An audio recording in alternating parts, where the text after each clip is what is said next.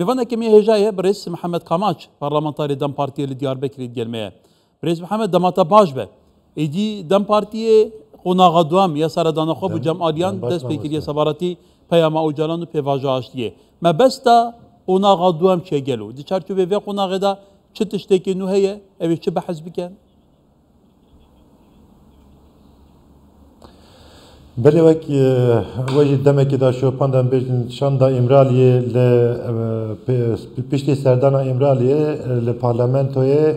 پارتی کو گروه آوان هی ل پارلمانتوی زیارت آوان کرد. شاندا برفره کو ام بیشتر 27 ماه سبات امرالیه و گریه و پیام دا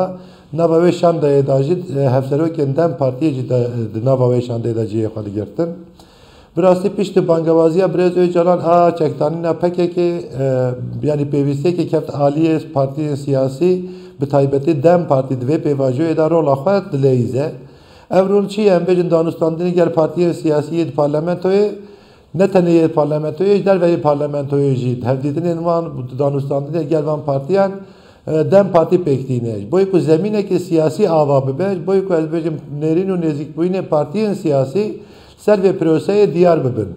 یعنی اویات پیشی داد زمین پارلمانتوی داد پیکانیش بوی چه زمین پارلمانتوی دا هر وها ام بیشن دم بجاران معانی زمان ام بیشن پسکری که باکوری کردستان یا کردین باکوری کردستان چاره سری اول در پارلمانتوی دا گره پیشی دا پارلمانتوی زمین آهانه آوا بیکه که ام بیشن ام آلوزیت حتی نها بردوام بوند جهول رابن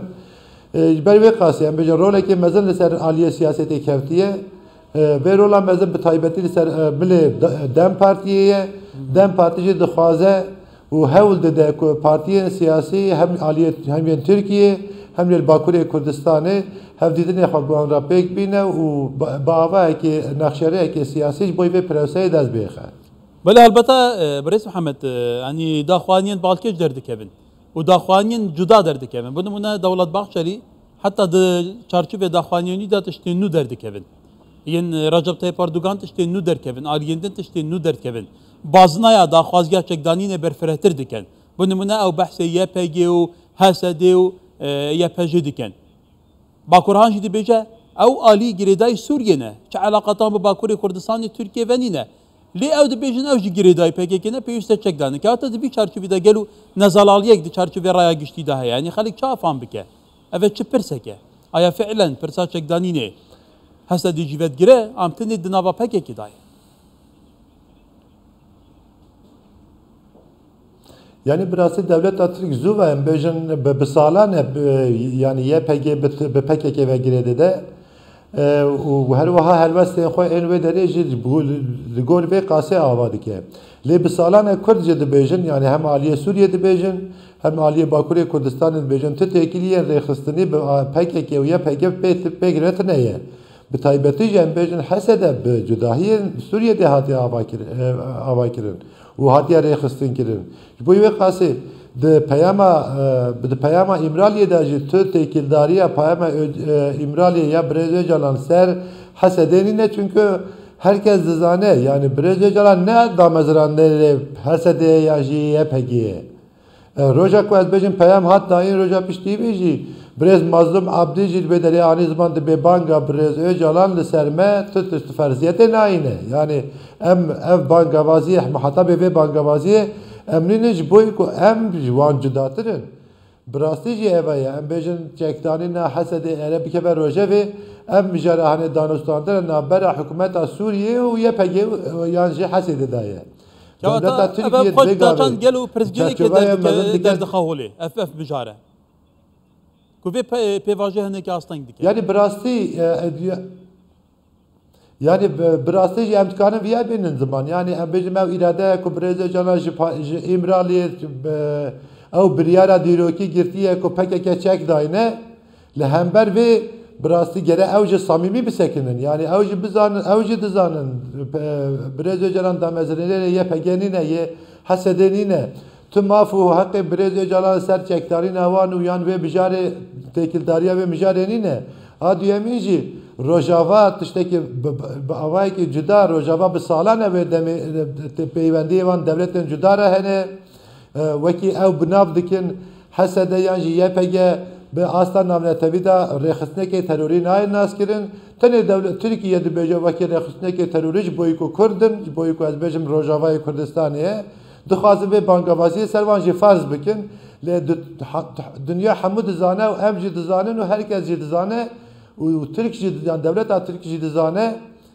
محتا بێ بانگەوازیە هەنێ عالیە ڕۆژاوانینە محتا بێ بانگەوازیە هەنێ حەسەدەنینە یەپەگەنینە ئەگەر حەسەدە یەپەگە دانوستاندنێکی بکن ئاختۆرێک و محتا بێوان بن دەولەتا سووریەیە گەرە دەولەتا سووریە بێ هەردیتنێ خۆ پێک بینن و پرۆسەیە خۆیان چارەسەریە یانژیان بێژن بەڵێ کەواتە بریس ئەحمەد ئەمە بەسێ هەندۆرا تورکیە بکەین بوارە پێک بینن توزانیژی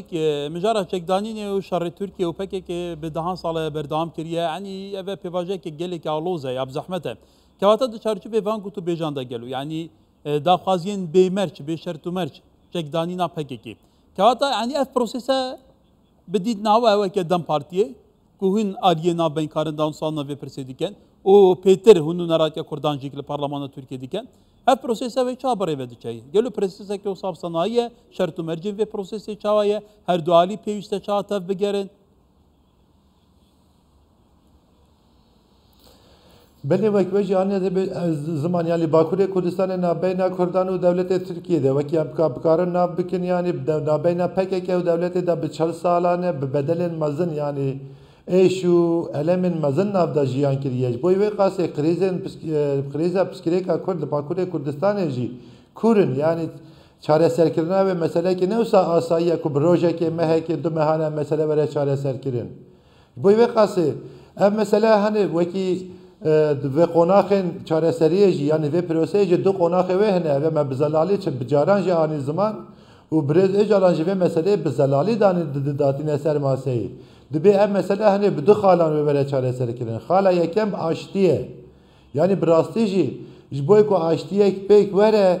em bêjin tu şert û mercên yanî xetên sor ji bi aliyê me datinenin em ji bo aştiye her dim milletê ku sedan salan e amade ye em îro jî amade ne ji bo ku ev bêjim hûn jî aştiyekê bixwazin em xetên sor ji bo aştiyekê nadanin lê qonaxa duyemîn çareserî ye yanî pêvajoya çareseriyê qonaxa duyemîn e danûstandin daxwazên serekeyên milletên Kurd wê qonaxa duyemîn de derbikevin pêşiyê